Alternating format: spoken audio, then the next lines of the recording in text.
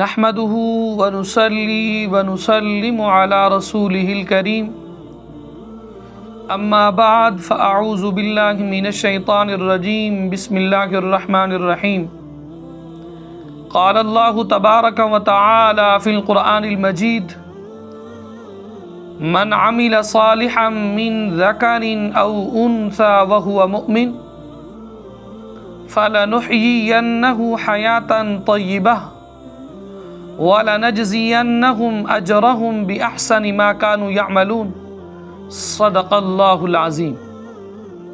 سامعین و ناظرین، آج کے درس کے اندر جس عظیم ہستی کا ہم تذکرہ کرنے لگے ہیں، سلسلہ عالیہ چشتیہ کے عظیم پیشوا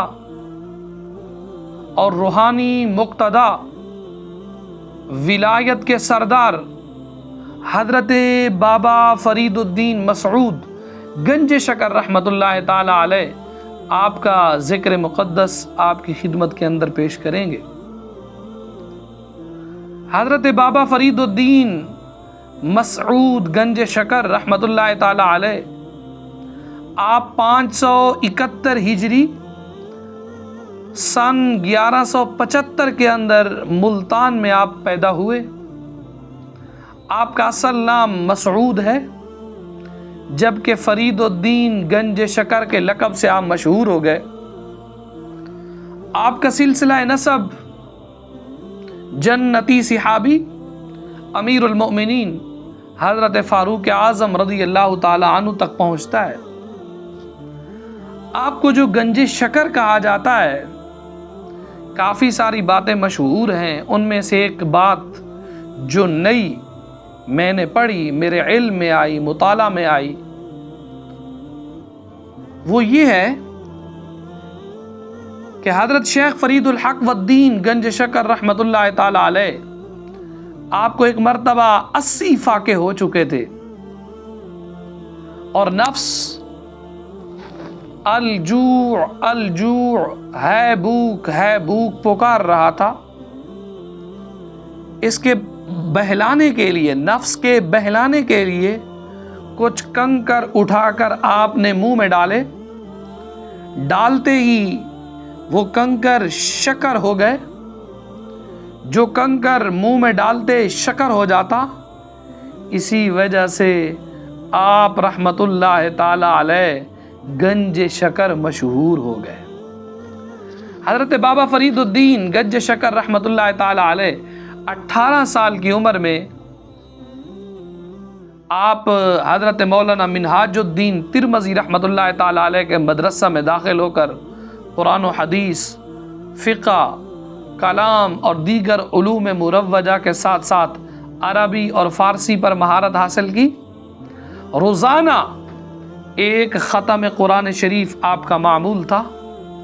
تھوڑے ہی وقت میں آپ اپنے اساتذہ کی توجہ کا مرکز بن گئے۔ حضرت سیدنا شیخ جلال الدین تبریزی رحمۃ اللہ تعالی علیہ نے آپ کو ایک دن ایک انار بطور تحفہ عطا کیا۔ آپ رحمۃ اللہ تعالی علیہ روزے کے اندر تھے، لہذا آپ نے وہ انار دوسرے ساتھیوں کو دیا تو دوسرے ساتھیوں نے کھا لیا۔ افطار کے بعد آپ رحمۃ اللہ تعالی علیہ کو انار کے چھلکے میں ایک دانہ ملا، آپ نے وہ دانہ کھایا تو ایسا محسوس ہوا کہ روحانیت کی روشنی سے ان کا وجود جگمگا اٹھا ہے۔ بعد میں یہ واقعہ حضرت بابا فرید رحمۃ اللہ تعالی علیہ نے اپنے پیر و مرشد حضرت سیدنا قطب الدین بختیار کاکی کو سنایا تو انہوں نے فرمایا ساری برکت اور روحانی فیض اسی ایک دانے کے اندر موجود تھا، باقی پھل میں تو کچھ نہیں تھا۔ تو شاعر نے کیا خوب کہا، میں کیوں نہ فرید فرید کہوں، میں کیوں نہ تیری چوکھٹ چوموں، ہے تیرا در جنت کا گھر، آباد رہے تیرا پاک پتن۔ حضرت بابا فرید الدین گنج شکر رحمت اللہ تعالی علیہ آپ نے ساری زندگی اللہ اللہ کرتے گزاری اور رسول اللہ کے دین کو پھیلاتے ہوئے گزاری۔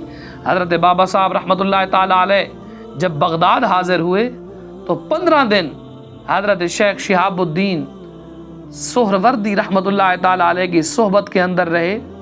جب وہاں سے رخصت ہوئے تو آپ نے اپنی ہاتھ سے لکھی ہوئی کتاب عوارف المعارف عطا فرماتے ہوئے ارشاد فرمایا تم پر شیطان کبھی بھی قابو نہیں پا سکے گا، شیطان تمہارے اوپر کبھی قابو نہیں پا سکے گا۔